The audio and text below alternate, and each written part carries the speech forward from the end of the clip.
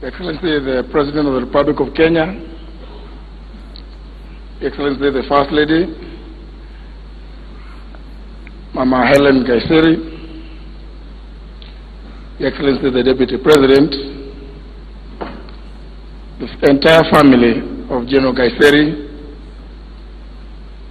fellow mourners, I stand before you to pay tribute to a great leader.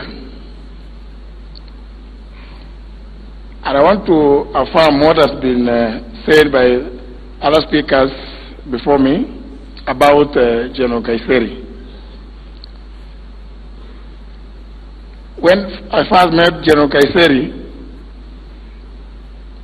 as has been stated when he joined Parliament in 2003,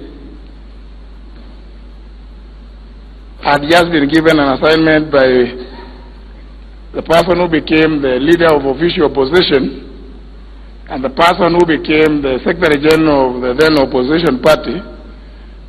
And those two leaders happen today to be our President, our Deputy President. And I was tasked with the job of crafting something that I had never done before, something called a shadow cabinet. And therefore, in consultation with them, since there was a Ministry of Defense, I asked, we have a general here. Don't you think he is the best suited to oversee the Minister for Defense? And it was agreed. So, when I informed General Nkaissery that he is going to be our shadow Minister for Defense, he told me, what do you mean, shadow? In the military, we don't shadow. So we had to sit and explain to him what we wanted him to do as shadow Minister for Defense. And we were right in giving him that particular assignment, because he never let us down. Just like he never let this country down in very many other endeavors that we've been told of. When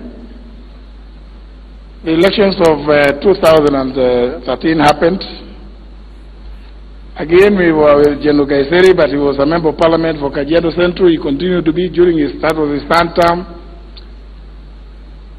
And because we used to meet so regularly, he would ask me, and I asked him, what is it that you'd want us to do together?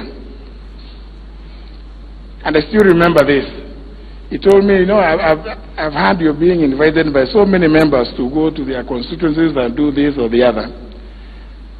The day I will invite you to my constituency, you will only come there to help me develop or build a church. And therefore, when finally General Nkaissery invited me, and we were in the church, he asked me, tell me, why is it that you have come? And Mama Nkaissery you recall that Sunday. When he called me aside and asked me, why is it that you have come at this time? I asked him, but you are the one who invited me. This is the date we agreed. But I'm sure there must be some other reason. Do you have, apart from your own donation, do you have any other donation from anywhere else? Of course, I knew where General Nkaissery was pushing me towards, which I could not confess to any knowledge, either by direct contact or by rumor.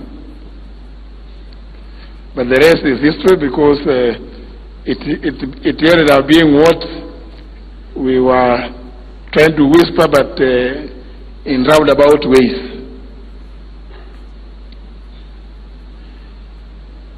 The last time we had some very interesting encounter again with General Nkaissery was during the First Lady's marathon, when General Nkaissery found me and several other members not moving fast enough.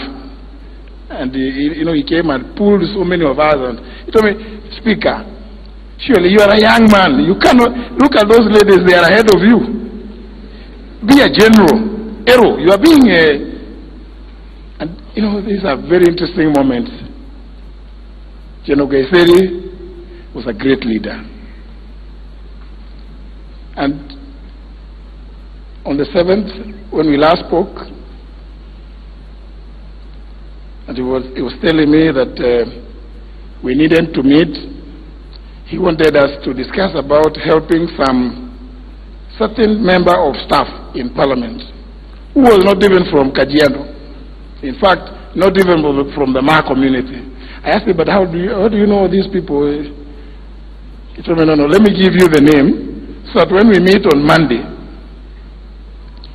you will check the records.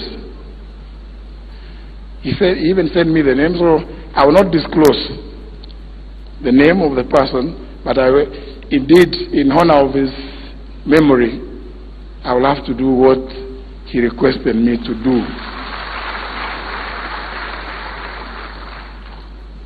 May his soul rest in eternal peace. I take this opportunity to invite the Acting Cabinet Secretary for Interior and National Coordination, Dr. Fred Matiang'i. Thank you very much. God bless.